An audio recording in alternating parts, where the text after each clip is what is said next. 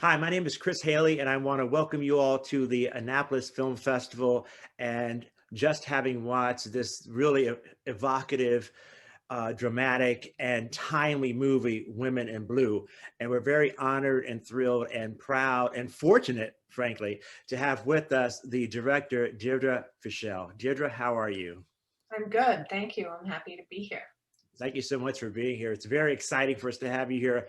And I guess one of the, I guess, simplistic questions I'll ask you is that how many times have you watched this film and wondered if there's something else different you could have done with it based on what's going on day by day by day? Yeah. I mean, it was so hard to make the film because things Mhm. were changing so quickly. And I thought I was going in to make one film, and then very quickly things changed. There was new leadership. So it took us a long time to make the film. We had actually finished the film before George Floyd was killed and reopened the film. So I think at a certain point, I felt like this is the movie, and time marches on. And yeah, this is certainly, with the whole trial going on now, so much Mhm. still resonating and changing every day. I mean, that's one of the things that first came to mind when I was watching it. It starts in approximately 2015 or so, and then there's, well, I don't want to go through all the names because that's depressing and everybody knows. So I'll try not to do that. But so 2015, there's a terrible murder that happens, police brutality, and you start the film. Uh, what was it that made you begin this cinematic journey, so to speak?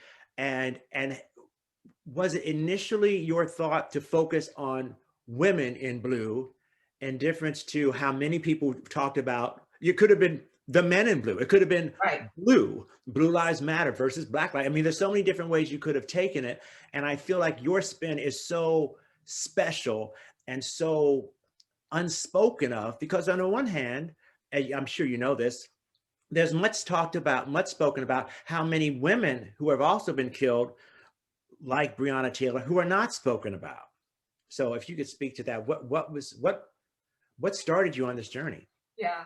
It was a really very specific event. I never had any interest in making a film about the police. I was extremely upset about police brutality. And Eric Garner was Yeah. put into a choke several blocks away from where I was filming my last film. And it was so close and it seemed so senseless.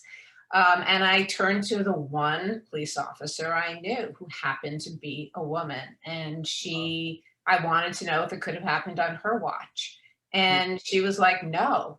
And it wasn't just that she said no. And it wasn't just that she said this young rookie would have had escalated the situation very quickly out of control. But she said, I just would have been like, hey, my name is Sally. What's yours? I got a call. These people want you to move. I mean, it was just so human. I don't know what else to say. And then just literally from that, I started thinking, do women police differently? And when I found statistics going back to the 1990s that women use substantially less excessive force, I Wow. thought, why are people not talking about this vis-a-vis the police brutality problem that we've had for a long time in this country? So that's how I got in. So I always went in to make a film about women. Very quickly, it became clear to me that you cannot separate race. You cannot take race out of the equation of American policing.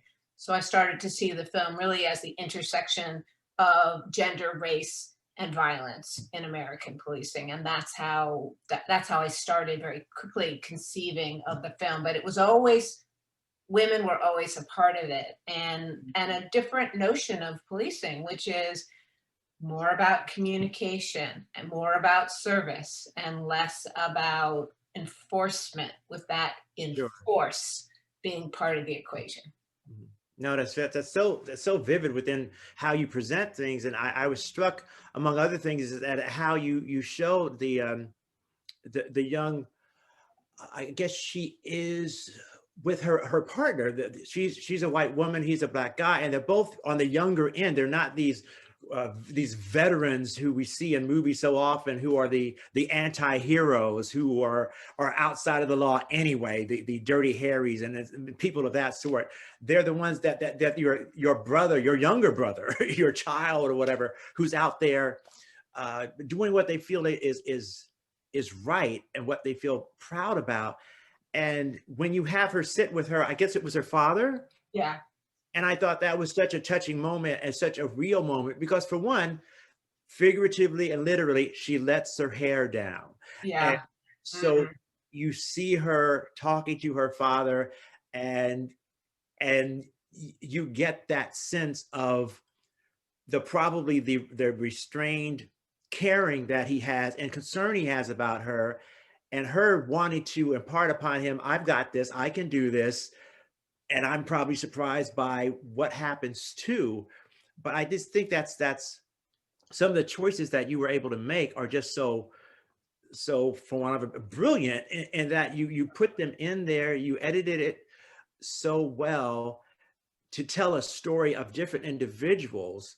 And I want to ask you also, from how you began, you were so upset about the Eric Garner death. How much different did this movie end up from where you perhaps anticipated it might go when you began? I mean, that's a really good question. I mean, I think, it was always clear. One of the reasons I went to Minneapolis, aside from the fact that it had a woman chief at the time and she gave me this tremendous access, is that it was a police department trying to reform. And I thought it's interesting because reform is very difficult. Change is really difficult. And so, I think I thought like, that maybe I would see a film about a police department that reformed itself in some ways. And what I saw over those years was not about a police department that reformed itself, quite the opposite. And so by the end of the film, with the killing of George Floyd, I just felt like, to me, it became clear, and I hope it's clear in the film, that we need major systemic changes that come from the outside. These police departments cannot do it by themselves.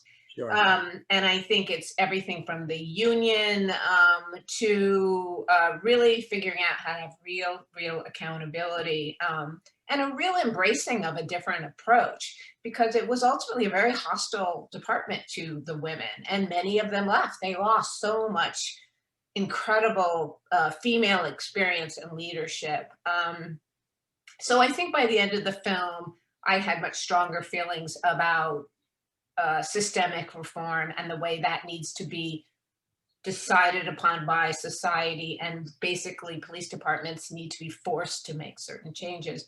Mhm. What I felt by the end, though, was that as we reimagine public safety in this country, I did feel even more strongly that we need women at the table. And I just had so much respect. I have so much respect for someone like Sergeant White. I think she is the beacon of what policing could be if it was done with a heart and an understanding of communities. But it's not a very hospitable place for many people like her. And the question is, if you're going to get people in and ask them to come in, then what kind of an experience are they going to have? Are they going to feel they have to lie about what they do? Are they going to feel good about what they're doing? And she made a very difficult choice because she does make a difference call by call. Yeah. But I think it's hard. It's hard to keep the argument when nothing really changes. So my belief that women need to be at the table for reimagining public safety is higher now than it's ever been. And my, I guess, urgency about reimagining the way that system works and the whole criminal justice system and our whole society, because you cannot, bleach societies of all funds and investment and then give them nothing but send out the police and then over police these communities. It's a recipe for disaster. So yeah, it is a very different film than I thought. And yet, ironically, the beginning and the end are the same in that we cannot have police officers who do not have compassion for people. Mhm. No, it's just so true, and I feel like while I was watching the movie, there's comparisons that come into my mind, as far as, I think it used to be said of NYPD Blue or New York Undercover, where it looks like it's written from the headlines. And I think, well, this is a documentary. I mean, these are the headlines. And yet, even within that, you were able to tell so many stories that I guess we don't have a lot of time, but how were you able to kind of choose the persons that you chose to focus on, or were there many that perhaps you edited out because, just for the sake of how long can you have a documentary anyway? Because you have the partners, the mixed race partners, which is to say, as I said, the white woman, the black man. You have the daughter, who is that person speaking to her father. You have Sergeant White, who is talking to how this affects her daughter, where she goes to school, and how do her children, how do her friends talk to her, and how does that change things when they realize her mother, their friend's mother, is a chief or is a sergeant. And there's so many different stories there, which could be an episode of 911 or the different shows are on here. It can't just be the luck of the dart or whatever. You have to have some kind of instinct in you as a filmmaker that said, follow these people and see what happens. Is that true? Yeah, I mean, I think that one thing, it was really important to me that I be able to go home with people. And so when Chief Harteau, gave me the green light to make the film, she got all the women in the department together in a room. They had never been together. So it was like a party for them, because Wow. they were often like the only woman, especially as they got up into leadership.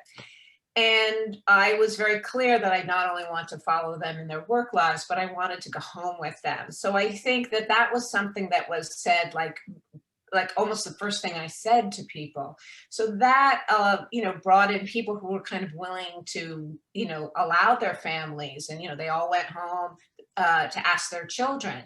Everyone had to be asked and on board before I even went on, would even pick them as a character. Because I feel like so much gets revealed about people that you'd understand things on a much different level. And then, some people I knew. I saw Sergeant White. She was sitting in the front row, and I just started talking to her. We both had these daughters, and I just felt there's a warmth to her, a genuineness that I think comes out in the screen that I saw immediately. So she was the first character who I asked, and she said yes immediately. And then with everybody else, it was a little bit more of a process, but I think, this is my 5th feature, and eventually I think you do get some sense of, it's partly just, it's a kind of openness. It's a kind of way that you feel when they're talking to you. I wanted people who were in different levels of leadership. I wanted diversity. And I just, and then there's a lot of editing, Yeah, a sure. lot of editing of scenes. But yeah, I think that getting that family stuff, I think, I'm happy that I had that instinct, because I think it definitely enriches the film. Mhm. I think one of the things that I found, which is very um, affirming about the film, and not knocking over the head, while I feel that the film definitely is a positive reflection of women in the police uniform, I did not feel it was a propaganda piece. I never felt like, okay, this is something that Blue Lives Matter persons would have necessarily put, okay, we're going to put a whole lot of money into a movie that's going to make policemen look really good, and then we're going to put this out there, and it's going to put Black Lives Matter to shame, and all this. I never felt that. I felt like it really was trying to open a window into another person's life, which I feel like is so helpful if we are going to get past this this certain climate that we're in right now. And as you said, the beginning of your film started one way, and then it ended in virtually the same manner, with a Black man being killed by police. And I guess I mean, there's so many other things I want to ask about. I just want to throw this out there right now because it's something else that I thought was so wonderful, because there's only so much time you have in a film to get points across, different points across. And I know for myself, I wonder if this is something that you brought up or that in the course of the interview it came up. And that is when the gentleman, I think it's at a counter, and the gentleman is talking about Officer Noor and how he has been found guilty of manslaughter versus Justine. I want to. Justine Damon is the Yeah, woman who was killed. Yeah. and he brought up a topic which, ironically, is so real for African Americans, and that is what would have happened if he had been white Yeah. and she had been black. And that comes out, and I didn't expect it. I didn't think the movie was going to bring up that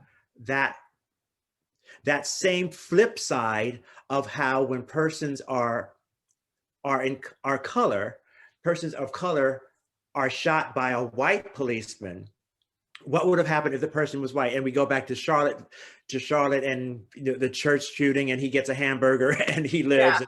Yeah. I mean, but you also broach it from that point of view. And I want, did you knew that was something that was Well, I there? just think we all did. I mean, it was Right. just treated so differently. I mean, everything about it was so different. And the way, Chief Arto was quickly fired, the settlement they got, and just the way justice was carried out. And it put people into such a awkward position, because of course you want justice to be, you wanted there to be justice, but, on the other hand, it just felt like, whoa, wait, so now there's justice? There's justice now when it's his black officer and this white woman. And, just the way they talked about Justine Damon, the way they would have talked about her if she was a black woman. It was just, there was so much racism, kind of reverse racism in it.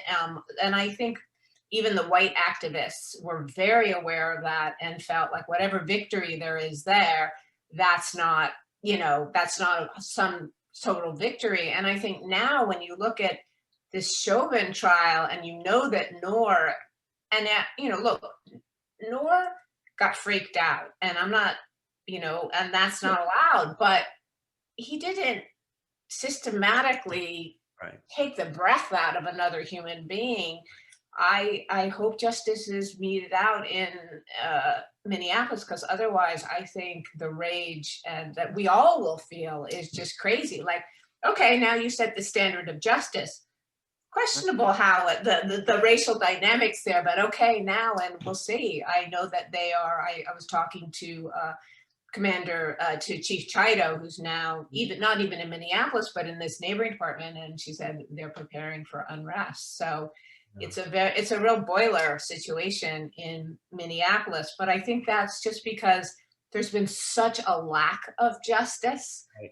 And now it's not just this case, which is horrible, but it's years and years and years of people just not believing it. Like even the dollar amount, to me, of what Jamar Clark's family got, it's like, wow, talk about Black Lives Matter, and it literally being in dollars and cents. So Right. No, it's so true. I just really applaud the film, and I truly, there's so many times I feel like, oh, there's so many questions I could ask, but I mean, there really are so many questions I could ask, but I know that it really takes probably another viewing of the film to actually absorb the different layers of it, and hopefully for our audience to be able to talk to their friends and their family members and persons who are across the aisle, if at all possible, to try to express the sympathy and the empathy that you were able to convey in your film,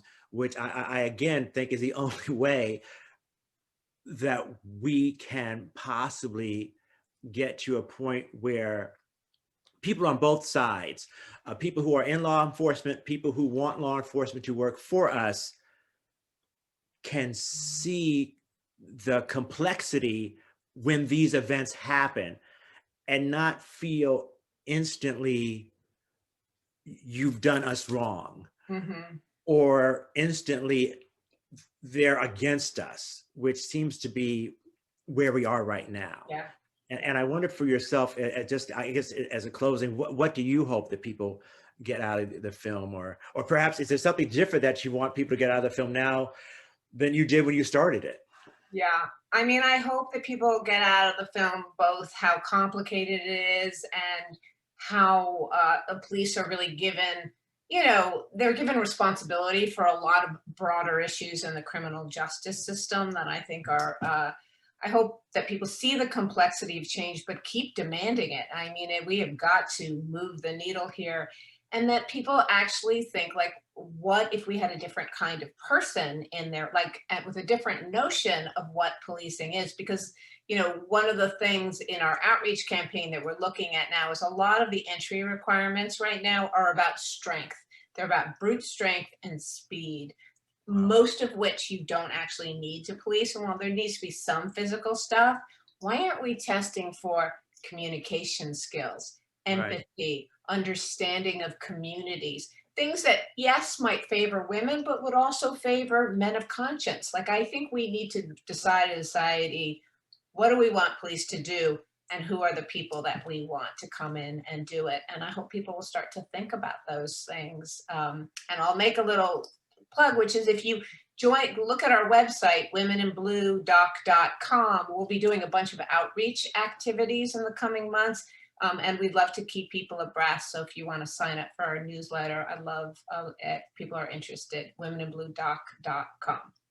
Excellent. Thank you so much. I always want to ask that too. If there's a way people can get in touch with you and wonder about, just like in 60 Minutes, there's extra footage which wasn't included. So I'd be interested myself to know if there is that. And I don't want you to cut to the chase, whatever. But I think that would be something that people might like to see too, if at all possible. And when the George Floyd trial is over, whichever way that goes, the possibility that Deirdre Fishel would do some type of follow up is because I can't imagine you won't be asked. Yeah, Certainly, yeah. certainly. Well, I'm still doing the outreach on this one. And then, and then there are also different issues in this post George Floyd world too, about like what film as a white filmmaker I should make and what film maybe another filmmaker should make. So I'm very conscious of that too now. Yeah. Okay. Well, thank you, Deirdre Fishel, for being with us again at the Annapolis. Thank you. Congratulations on your film. I wish you Thank the you. best of luck with it. Thank you. You're a great interview. I appreciate it. Thanks so much. Thank you so much for sharing it with us.